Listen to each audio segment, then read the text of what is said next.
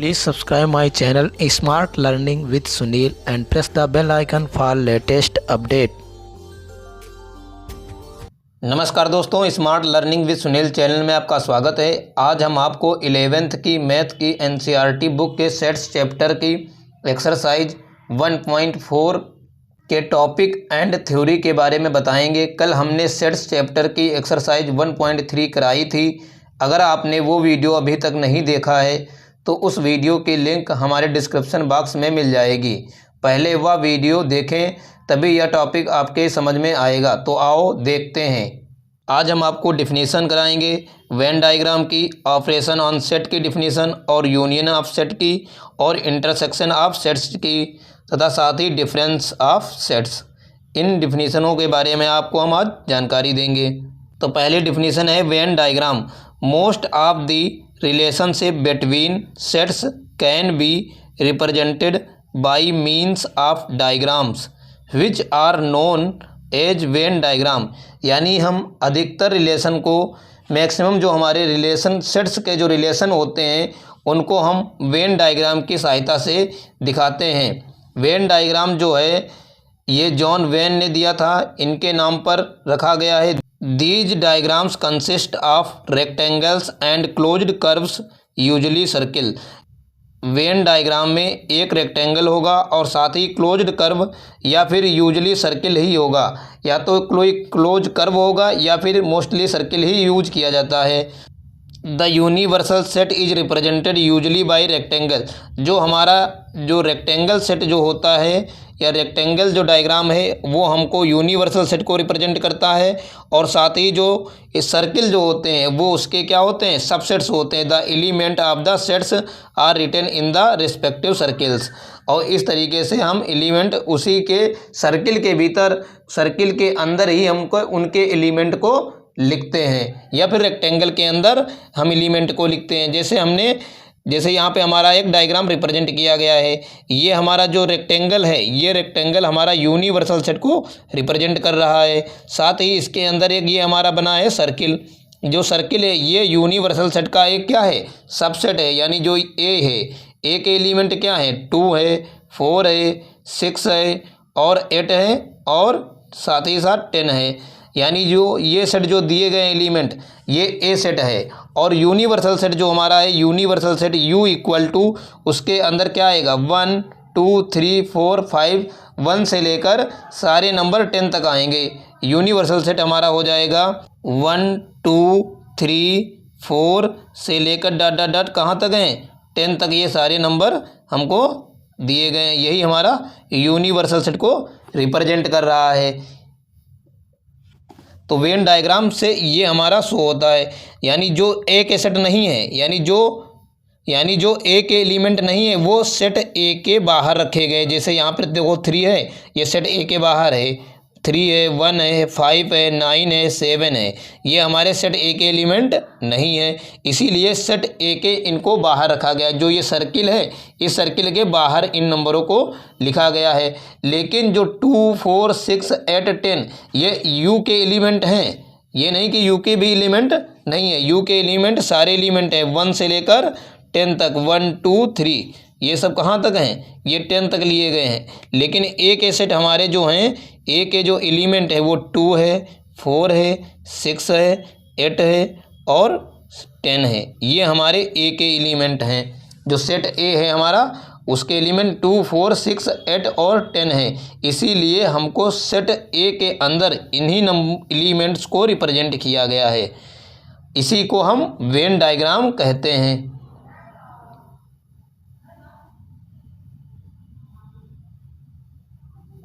Example के साथ समझें। एक यूनिवर्सल सेट दिया गया है 1 से 10 तक। Is the universal set. Set you को हम यूनिवर्सल सेट कहेंगे। बट जो सेट ए है 2 4 6 8 एंड 10 इज अ सबसेट। यानी जो ए सेट है ये हमारा सबसेट है यूनिवर्सल सेट का। इस तरीके से हम रिप्रेजेंट कर सकते हैं। और वेन डायग्राम में देखिए, वेन डायग्राम ये है हमारा, ए जो है ये हमारा सेट ए है और यू जो है ये रेक्टेंगल बनाया गया है। अगर रेक्टेंगल यू है इसको हम यू के अंदर जो भी एलिमेंट हैं, यू के अंदर सेट ए भी आ रहा है, उसके भी एलिमेंट आ रहे हैं। यानी अगर ए के अंदर एलिमेंट 2 है तो वो ए का भी एलिमेंट है, साथ ही साथ यू का भी एलिमेंट है। यानी जो सेट ए के एलिमेंट हैं वो सभी यू के भी एलिमेंट हैं। और जो सेट के बाहर जैसे 1 ए है, जैसे सेट के बाहर 1 है, 5 है और 9 है और 7 है और 3 है, ये एलिमेंट सेट ए के बाहर है, वो सेट यू के एलिमेंट हैं। इसलिए हम कह सकते हैं सेट ए जो है वो सबसेट है यूनिवर्सल सेट का। सेट जो यू है वो यूनिवर्सल सेट है जो रेक्टेंगल से रिप्रेजेंट किया गया है, और सेट ए को एक सर्किल के द्वारा रिप्रेजेंट किया गया है। दूसरा एग्जाम्पल है यूनिवर्सल सेट एक है 1 से लेकर 10 तक सारे एलिमेंट हैं। Universal set of which A equal to 2 4 6 8 10 and B equal to 4 6 are subsets and also B subset of A. हमको ये भी दिखाना है कि जो बी है वो ए का सबसेट है कि नहीं। तो हम देखेंगे यहाँ पर यूनिवर्सल सेट को रेक्टेंगल से रिप्रेजेंट कर दिया गया है। दूसरा हमारा सेट ए है, सेट ए के अंदर सारे एलिमेंट आ रहे हैं जो 2 4 6 8 और 10 हैं। बट यहाँ पर बी सेट है, बी ए के भीतर आएगा, ए के अंदर बी सेट आएगा। क्यों? क्योंकि बी में सिर्फ 2 एलिमेंट हैं, जो ए के भी एलिमेंट हैं वही सेम 2 एलिमेंट कॉमन मिल रहे हैं जो बी में भी हैं, बी के 4 और 6। तो बी को ऐसे बनाया गया, इसीलिए बी के अंदर जो एलिमेंट लिखे गए वो 4 और 6 हैं, क्योंकि बी के सिर्फ 2 ही एलिमेंट हैं, इसीलिए बी के एलिमेंट को यहाँ पर 4 और 6 लिखा गया है।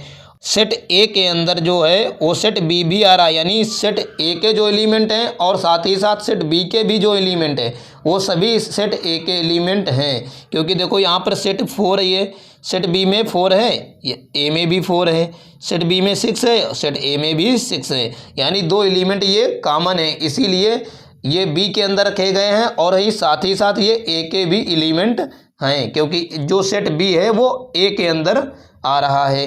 इसीलिए हम इसको लिख सकते हैं सेट जो बी है वो सबसेट है किसका? सेट ए का। Operation on sets. अब सेट के ऑपरेशन के बारे में बताएंगे। कुछ सेट हैं जो उनके ऑपरेशन देखिए। पहला है यूनियन ऑफ सेट्स। सेट का जो यूनियन है वो क्या होता है, आओ देखते हैं। Let A and B be any 2 set. A और बी कोई भी ऐसे 2 सेट हैं। The union of A and B is the set which consist of all the elements of A and all the element of set B, the common elements being taken only once. यानी हमसे ये बता रहे हैं कि जो set एक ए है और दूसरा सेट एक बी है, इनके सभी एलिमेंट को अगर हम ले लें तो हमारा क्या बन जाएगा? एक यूनियन सेट बन जाएगा। बट ऐसे एलिमेंट को जो कॉमन एलिमेंट हैं उनको सिर्फ एक बार ही लेना है। अगर कोई भी एलिमेंट कॉमन है, ये नहीं उसको 2 बार लिखा जाएगा। अगर सेट ए में भी है वो और सेट बी में भी एलिमेंट वो मिल रहा है तो उस एलिमेंट को सिर्फ एक बार ही लिखा जाएगा। आओ आगे देखते हैं। The symbol U is use to denote the union. जो सिंबल यू है इस सिंबल के द्वारा हम यूनियन को रिप्रेजेंट करते हैं। जैसे ए यूनियन बी हमको लिखना है तो इस तरीके से हम लिखेंगे। Symbolically we write A union B and usually reads as A union B. इसको हम रीड कर सकते हैं ए यूनियन बी से। एग्जाम्पल है लेट ए 2 4 6 8। एग्जाम्पल हम ले लिया। सेट हमारा ए क्या है? 2 है, 4 है, 6 है और 8 है। दूसरा बी है, जो बी हमारा है सेट, उसमें मिल रहा है 6 8 10 और 12। ये हमारे 2 सेट लिए गए हैं। इनमें देखो क्या कॉमन मिल रहा है। यहाँ पर 6 है, यहाँ पर भी 6 है, यहाँ 8 है, यहाँ पर भी 8 है। तो इसका अगर हमको यूनियन लिखना हो तो लिखेंगे ए यूनियन बी।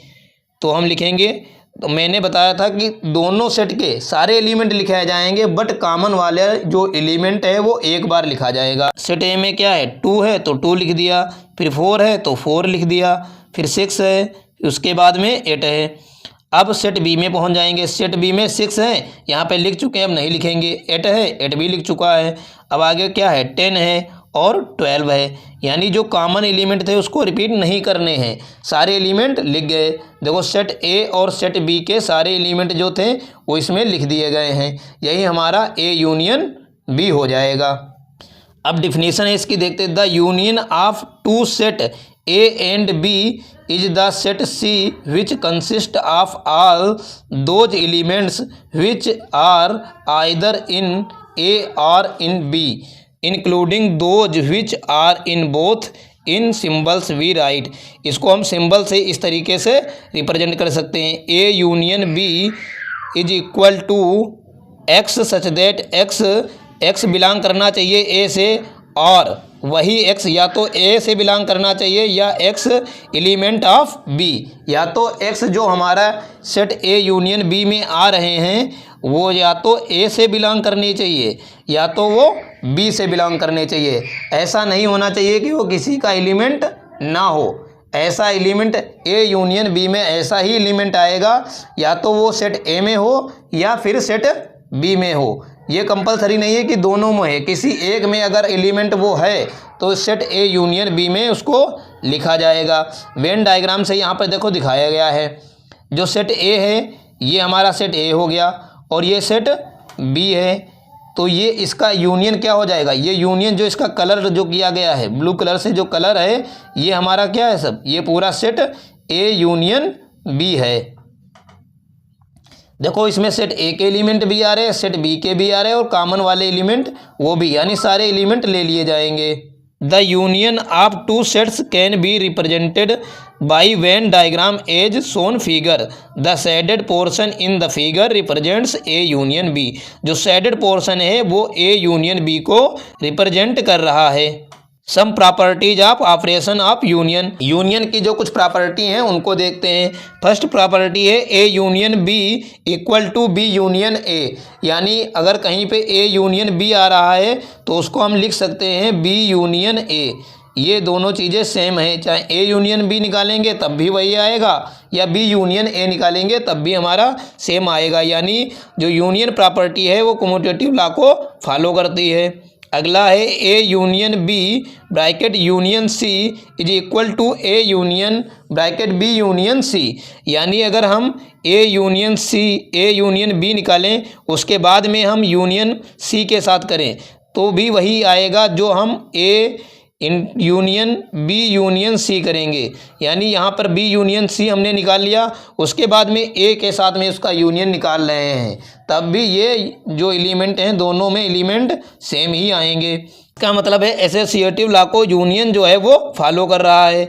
अगला है थर्ड ए यूनियन हमारा फाई के साथ। अगर ए यूनियन फाई निकालेंगे तो वहाँ पे क्या आएगा, ए ही आएगा, क्योंकि ए में जो एलिमेंट होंगे और फाई में एक भी एलिमेंट नहीं होता है, एम्प्टी सेट होता है, तो ए ही सेट आएगा हमको। इसका मतलब है लॉ ऑफ आइडेंटिटी, ये आइडेंटिटी को फॉलो करेगी। आगे देखते हैं ए यूनियन ए। अगर ए का यूनियन ए के साथ ही निकालेंगे तो हमारा क्या आएगा, ए ही आएगा। नेक्स्ट है यू यूनियन यू, यानी यूनिवर्सल सेट का यूनियन अगर ए के साथ निकालें तो हमारा यूनिवर्सल सेट ही मिलेगा, क्योंकि हमको यू और ए के सारे एलिमेंट लिखेंगे तो ए तो सबसेट है यू का, तो इस वजह से क्या हो जाएगा, यूनिवर्सल सेट ही हमको मिल जाएगा। अब देखते हैं इंटरसेक्शन। यूनियन हो गया, अब दूसरा ऑपरेशन है intersection of sets. The intersection of a set A and set B is the set of all elements which are common to the both A and B. The symbol intersection का ये है is used to denote the intersection। यानी intersection एक ऐसा intersect होता है जो set A और सेट बी में जो कॉमन एलिमेंट होते हैं सिर्फ उन्हीं एलिमेंटों को लिखा जाता है। जैसे एग्जांपल के साथ हम समझेंगे, कंसीडर द सेट ए। कोई भी एक अगर हम सेट ए ले रहे हैं और सेट बी ले रहे हैं, अभी हमने जो लिया था उस सेट ए में कौन एलिमेंट थे, 2, 4, 6 और 8 थे, ये एलिमेंट थे। और सेट बी में हमारे एलिमेंट हो जाएंगे 6, 8, 10 और 12, ये हमारे दो सेट हैं। अगर इन दोनों सेटों का हमको ए इंटरसेक्शन बी लिखना है तो हम लिखेंगे इन दोनों सेट में क्या कॉमन मिल रहा है, यहाँ पर 6 है, इसमें भी 6 है, यहाँ पर 8 है और यहाँ पर भी 8 है, यानी ए इंटरसेक्शन आ जाएगा 6, 8। ये हमारा इंटरसेक्शन हो गया सेट। इंटरसेक्शन सेट अभी हमने ये बताया ऐसा सेट जो ए सेट और सेट बी इन दोनों में जो कॉमन एलिमेंट होते हैं सिर्फ वही एलिमेंट लिखे जाएंगे, उसी को हम इंटरसेक्शन ऑफ सेट्स कहेंगे। The intersection of two set A and B is the set of all those elements which belong to both A and B। यानी इंटरसेक्शन का जो सेट आएगा, जो सेट 6 और जो सेट A इंटरसेक्शन B के element 6 और 8 हैं वो 6 बिलोंग A से भी करेगा और 6 बिलोंग B से भी करेगा। यही तो यहाँ पे लिखा है elements which belong to both, यानी दोनों से बिलोंग करेंगे, सेट ए से भी और सेट बी से भी। सिंबॉलिकली हम इनको लिख सकते हैं A intersection B x such that x belong to A and x belong to B. यानी जो ये एक्स है वो ए से भी बिलोंग करेगा, साथ ही साथ वही एक्स बी से भी बिलोंग करना चाहिए। वही एक्स ए का एलिमेंट है और बी का भी एलिमेंट होगा, तभी वो intersection set A and B का होगा। डिफिनीशन है इसी की, the intersection of two set A and B is the set of all those elements which belong to both A and B. यानी इंटरसेक्शन अगर किसी दो सेट का इंटरसेक्शन है तो वो ऐसा एलिमेंट वो जो है वो दोनों सेट से बिलोंग करेगा। सिंबॉलिकली हम इसको लिख सकते हैं A intersection B x such that x belong to A and x belong to B. यानी जो एक्स ये है जो इंटरसेक्शन का एक्स जो हमको मिला है वो सेट ए से भी बिलोंग करेगा और साथ ही साथ वो बी से भी बिलोंग करेगा। The shaded portion in figure indicate the intersection of A and B. जो इस फिगर में ए इंटरसेक्शन बी जो कलर्ड पोर्शन है वो दिखाया गया है ए इंटरसेक्शन बी को।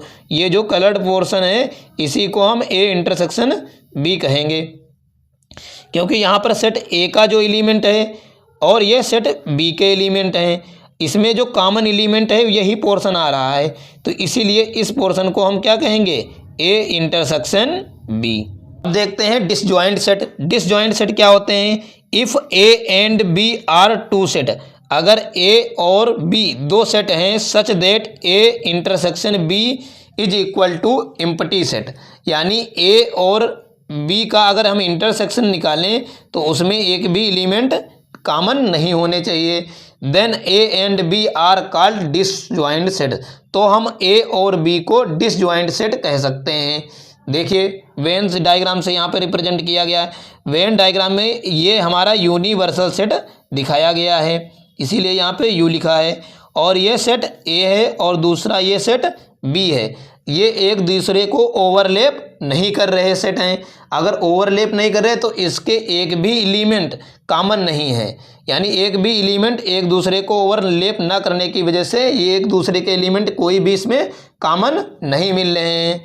यहाँ पर सेट अगर है, एग्जांपल ले रहे हैं हम, let A equal to 2 4 6 8 and B के जो एलिमेंट हैं 1 3 5 and 7, then A and B are disjoint set. तब हम ए और बी को डिसजॉइंट सेट कहेंगे, क्योंकि यहाँ पर जो सेट ए के एलिमेंट हैं 2 4 6 8 और जो बी के एलिमेंट हैं ये इनमें से देखो एक भी एलिमेंट कॉमन नहीं आ रहा है। इसी वजह से जो इनका सेट है ये अलग अलग बनाया गया है, ना एक दूसरे को ओवरलैप नहीं कर रहा, कोई भी पार्ट इनमें कॉमन नहीं आ रहा है। Then A and B are disjoint set because there are no elements which are common to A and B. यहाँ पर ए और बी के एक भी एलिमेंट कॉमन नहीं है। The disjoint set can be represented by means of Venn diagram. यहाँ पर वेन डायग्राम से इसको दिखाया गया है। A and B are disjoint set, A और बी जो हैं ये दोनों डिसजॉइंट सेट हैं, इनको हम डिसजॉइंट सेट कहेंगे। कुछ प्रॉपर्टीज इनकी दी गई हैं, इंटरसेक्शन की जो प्रॉपर्टी हैं उनके बारे में पढ़ेंगे। फर्स्ट है A intersection B is equal to B intersection of A. अगर हम ए इंटरसेक्शन ऑफ बी निकालें तब भी वही आएगा जो बी इंटरसेक्शन ऑफ ए आएगा। इसलिए ये इंटरसेक्शन जो है वो कम्यूटेटिव लॉ को फॉलो करता है। सेकंड है A intersection B intersection C is equal to A intersection B intersection C. यानी अगर ए इंटरसेक्शन बी हमने पहले निकाला, फिर उसी का हम सी के साथ इंटरसेक्शन निकालें तो हमारा वही आएगा जो बी इंटरसेक्शन सी निकालने के बाद A intersection B intersection C निकालेंगे। तो यानी इसका ये मतलब हुआ कि जो इंटरसेक्शन है वो एसोसिएटिव लॉ को फॉलो करेगा। नेक्स्ट है फाई का इंटरसेक्शन ए के साथ निकाल लो। यानी फाई का इंटरसेक्शन हम ए के साथ निकाल लें तब भी हमारा क्या आएगा, फाई आएगा, क्योंकि फाई में एक भी एलिमेंट नहीं है और ए में जो कुछ भी एलिमेंट है तो दोनों में कोई कॉमन नहीं मिलेंगे। साथ ही यूनिवर्सल सेट का इंटरसेक्शन ए के साथ निकालेंगे तो उसमें क्या आएगा, यूनिवर्सल सेट का अगर इंटरसेक्शन ए के साथ निकालें, यानी ए तो स्वयं यू में है, इसका मतलब सारे ए के एलिमेंट यू में मिलेंगे, इसका लिए इसका इंटरसेक्शन ए आएगा। नेक्स्ट है हमारा इंटरसेक्शन ए। अगर ए का इंटरसेक्शन ए के साथ निकालें तो सारे एलिमेंट कॉमन होंगे, जो ए यहाँ पर जो एलिमेंट है वही इस ए में एलिमेंट होंगे, तो इसका मतलब ए इंटरसेक्शन ए ही आएगा। नेक्स्ट है हमारा fifth, A intersection B union C is equal to A intersection B union A intersection C. यानी ये डिस्ट्रीब्यूटिव लॉ को फॉलो करेगा। जो इंटरसेक्शन की प्रॉपर्टी है वो हमारी डिस्ट्रीब्यूटिव लॉ को फॉलो करेगी। अब अगला है डिफरेंस ऑफ सेट। अब सेट्स का हम डिफरेंस निकालेंगे। देखते हैं, the difference of sets A and B in this order is the set of elements which belong to A but not B.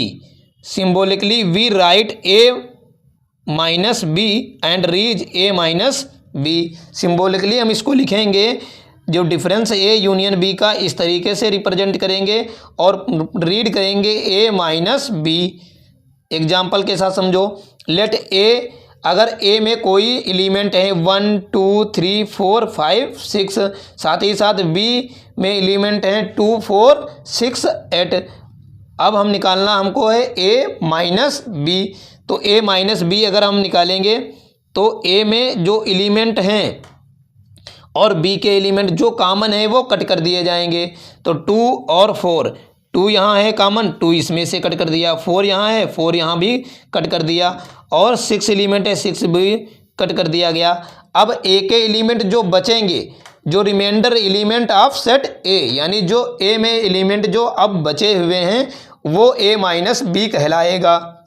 तो सेट ए में एलिमेंट बचा है 1 3 और 5, यानी जो एलिमेंट सेट ए में अब बचे हुए हैं वही element set A minus B अब कहलाएगा। तो क्या होगा, 1 3 5 ये सेट ए माइनस बी के एलिमेंट हैं।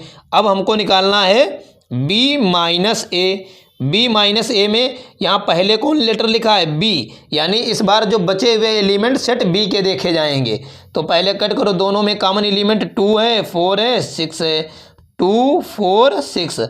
अब हमको रिमाइंडर यानी बचे हुए एलिमेंट किसके देखे जाएंगे, बी के, क्योंकि पहले क्या लिखा है बी, वहाँ पहले लिखा था ए माइनस बी था, यानी उसमें पहले था ए माइनस बी। तो हमने किसके देखे थे, पहले कौन सा सेट लिखा है ए, इस वजह से हम सेट ए के एलिमेंट देख रहे थे कि ए में एलिमेंट कौन कौन से बचे हुए हैं। बट हमको अब निकालना है बी माइनस ए।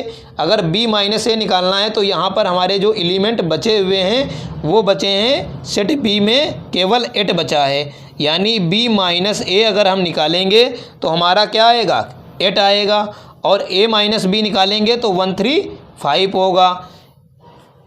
तो इस वजह से हम कह सकते हैं कि जो a माइनस बी है ये not equal to B minus A होगा, क्योंकि a के जो a माइनस बी हमने निकाला था उसमें एलिमेंट आए थे 1 3 5 और b माइनस ए निकाला है तो उसमें एलिमेंट आए हैं केवल 8। तो ये दोनों आपस में सेट इक्वल नहीं है। तो वेन डायग्राम से यहाँ रिप्रेजेंट कर रहे हैं ए माइनस बी को। अगर ए माइनस बी है तो ये हमारा ए माइनस बी को रिप्रेजेंट कर रहा है। सेट ए ये हमारा दिखाया गया है और सेट बी ये दिखाया गया है। अब हमको निकालना है a माइनस बी, यानी a से b को सब्ट्रैक्ट करना है। तो b वाला पोर्शन पूरा माइनस कर दिया जाएगा, यानी ये जो कलर्ड पार्ट नहीं है वो b वाला है, इसीलिए इसको कट कर दिया गया। बचा क्या हमारा, केवल a का ये पोर्शन बचा है जो कॉमन भी नहीं है a के साथ में, जो कलर्ड है सिर्फ ये पार्ट a माइनस बी को रिप्रेजेंट कर रहा है। अब दूसरा डायग्राम है a इंटरसेक्शन b। अगर a इंटरसेक्शन b जो हमको दिखाया गया है इसमें, वो ये वाला जो पार्ट बीच का शेडेड पार्ट, इसको हमने बताया था तुमको पीछे, a इंटरसेक्शन b यानी कॉमन पार्ट, यानी a से जो कॉमन है और b में, इन दोनों में कॉमन क्या मिल रहा है, यही पार्ट केवल कॉमन है जो a इंटरसेक्शन b को रिप्रेजेंट कर रहा है। जो लाइट ब्लू है ये a माइनस बी को रिप्रेजेंट कर रहा है, और जो डार्क ब्लू है कलर, जो शेडेड पार्ट है, ये हमारा a इंटरसेक्शन b को रिप्रेजेंट कर रहा है, और जो वाइट कलर है जो नॉट शेडेड है ये b माइनस a को रिप्रेजेंट कर रहा है। अगर आपको हमारी जानकारी पसंद आई है तो हमारी वीडियो को लाइक करें तथा ऐसी ही अपडेट सबसे पहले पाने के लिए हमारे चैनल को सब्सक्राइब करें तथा बेल आइकन को ज़रूर दबाएं। धन्यवाद।